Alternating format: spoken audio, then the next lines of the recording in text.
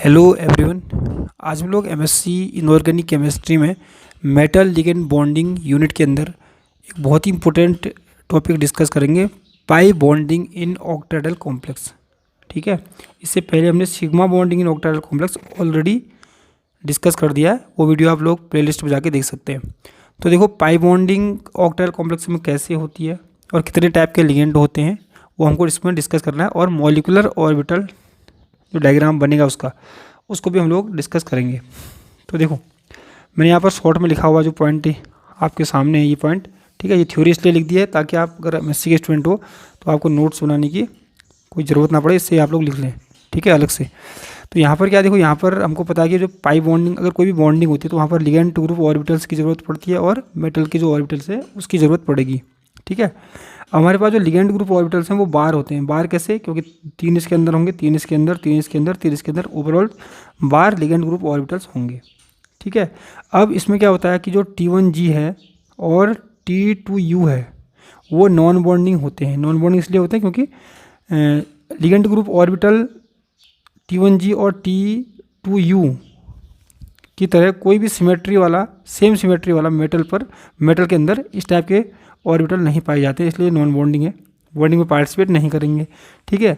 अब यहाँ पर है T1U बचा। अब जो T1U, अगर आपने sigma bonding in octahedral complex देखा हो तो उसमें देखा होगा कि जो T1U है वो सिग्मा बॉन्डिंग में इन्वॉल्व हो गया है, ये वाला T1U और ये वाला T1U, ठीक है। तो अब मिलाकर क्या, कुल मिलाकर क्या बचा? T2G ऑर्बिटल बचा है जो कि सिग्मा बॉन्डिंग में नॉन बॉन्डिंग था, ठीक है। जो T2G ऑर्बिटल है वो पाई बॉन्डिंग में पार्टिसिपेट करेगा, ठीक है। तो जो थ्योरी या जो भी पॉइंट यहाँ पर डिस्कस किए हैं वो मैंने शॉर्ट में आपको बता दिया, आप लोग इसको देख सकते हैं, ठीक है। Many ligand which have orbital with pi symmetry with respect to the octahedral axis are capable for pi bonding interaction with the metal atom और कैटायन, ठीक है। The pi bonding will be significant if the metal and ligand orbital have proper pi symmetry comparable size and energy, ठीक है। Pi bonding तभी significant होगी बोल रहा है अगर मेटल और लिगेंड के पास प्रॉपर पाई सिमेट्री वाले ऑर्बिटल और कंपेरेबल एनर्जी वाले ऑर्बिटल और सेम साइज वाले और सेम एनर्जी वाले ऑर्बिटल प्रेजेंट हो, ठीक है।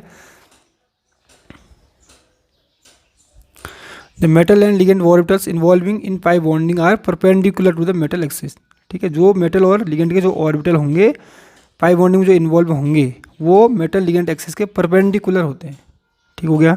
उसके बाद फोर्थ पॉइंट क्या बोलता है? In octahedral complex there are 12 ligand, जो मैं अभी तक डिस्कस कर रहा था, 12 ligand group orbitals capable of pi interaction. These group orbitals are T1G, T2G, T1U and T2U।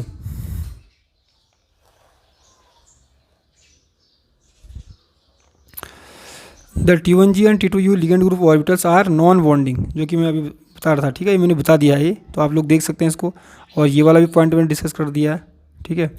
अब यहाँ पर क्या होगा फिर देखो, the T2G ligand group orbitals, एक मिनट,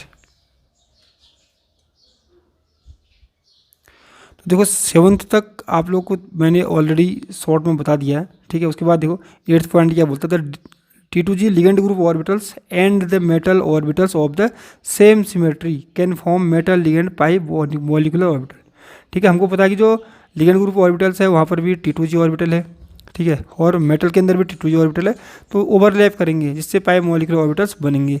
अब कितने बनेंगे? T2G में कितने होते हैं? 3 ऑर्बिटल होते हैं, ठीक है। तो हमारे पास 2 T2G हो गए, एक मेटल का एक लिगेंड का, तो हमारे पास 6 मॉलिक्यूलर ऑर्बिटल बनेंगे। 6 में से क्या होगा? 3 बॉन्डिंग मॉलिक्यूलर ऑर्बिटल होंगे और 3 एंटी बॉन्डिंग मॉलिक्यूलर ऑर्बिटल होंगे। तो देखो होता क्या है कि जो ऑक्टेहेड्रल कॉम्प्लेक्स होते हैं उसमें जो लिगेंड ग्रुप ऑर्बिटल्स होते हैं, जो T2 सिमेट्री जिनमें T2 सिमेट्री हो सकती है, वो होते हैं P pi, D pi, pi star and sigma star, ठीक है।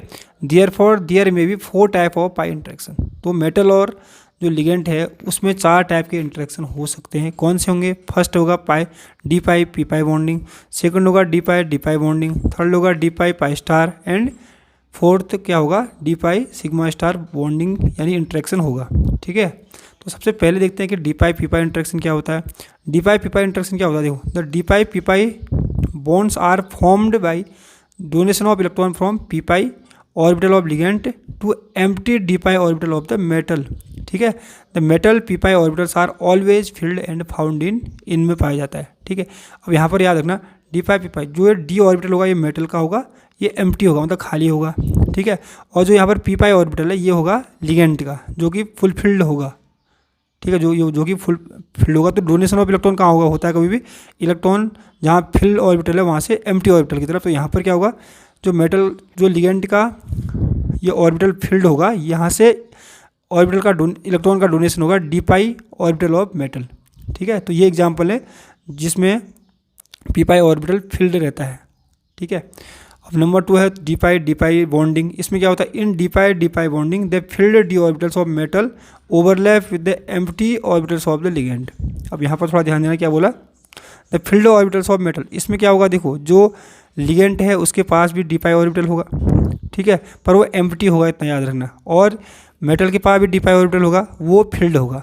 अगर मेटल के पास जो डी पाई ऑर्बिटल वो फील्ड होगा तो इलेक्ट्रॉन का डोनेशन कहाँ से होगा, मेटल टू लिगेंड, ठीक है। तो इस टाइप के लिगेंड कौन से होते हैं जिसमें एम्प्टी डी ऑर्बिटल होता है, ये होता है R3P, ठीक है, R2S R2AS, ठीक है।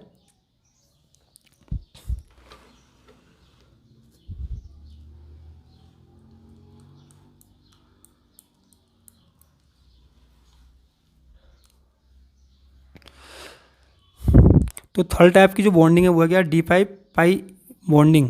इसमें क्या होगा, थोड़ा ध्यान देना, the D pi star bonds are formed when field D orbitals of metal cation और atom overlap with the empty pi star of the ligand, ठीक है। देखो इसमें भी क्या था, ऊपर वाली बॉन्डिंग जो होती है हमारी क्या थी, ऊपर डी पाई बॉन्डिंग, उसमें भी मेटल का ऑर्बिटल फील्ड था, ठीक है। ये तो यहाँ पर भी मेटल का ऑर्बिटल फील्ड है।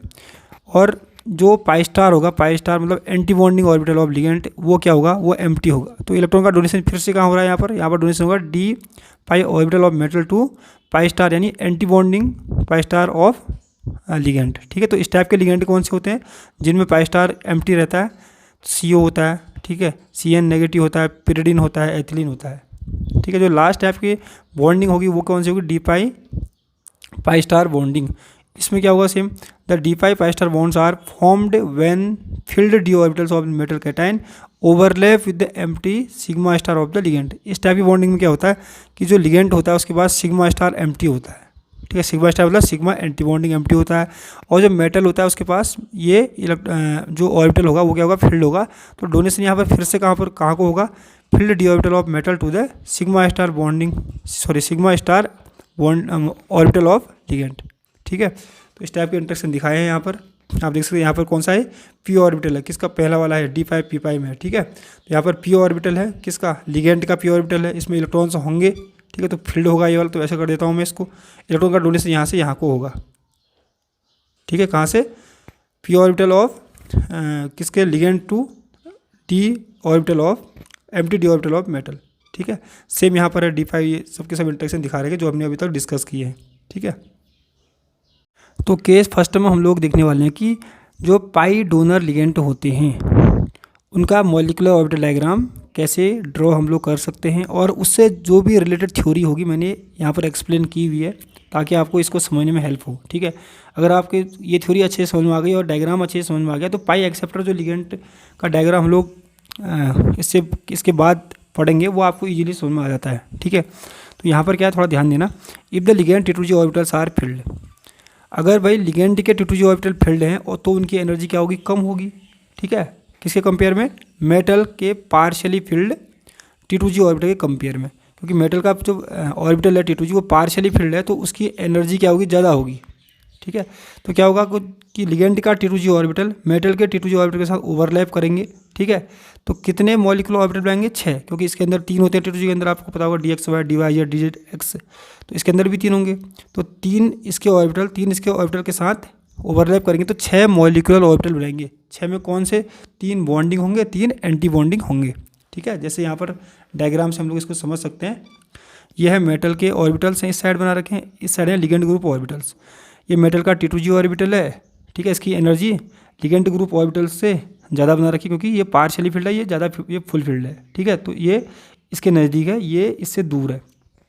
अब ऐसे लिगेंड कौन कौन से होते हैं, F negative, Cl negative, Br negative, ठीक है, जिनको हम लोग पाई डोनर लिगेंड भी कहते हैं।